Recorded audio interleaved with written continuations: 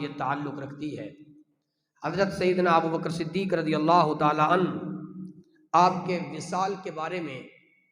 مختلف اقوال بیان کیے گئے ہیں۔ امام محب تبری نے الریاض الندرہ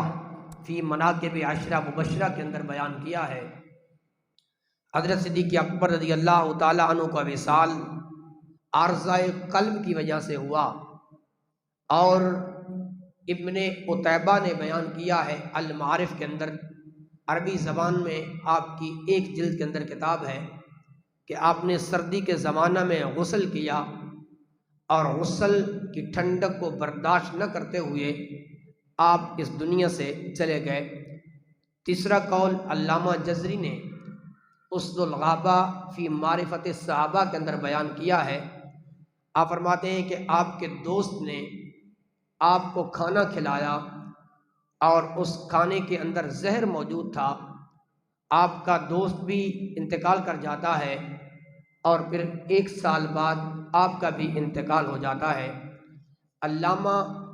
مفتی احمد یار خان نعیمی رحمۃ اللہ تعالی علیہ نے میرۃ المناجی کے اندر ایک قول نقل کیا ہے، فرماتے ہیں کہ جب غار ثور کے اندر جس سانپ نے سیدنا صدیق اکبر کو ڈسا تھا اور آپ کو تکلیف دی تھی، اسی سانپ کا اثر وہ آپ کے اندر رہا اور آپ کا وصال اسی وجہ سے ہوا۔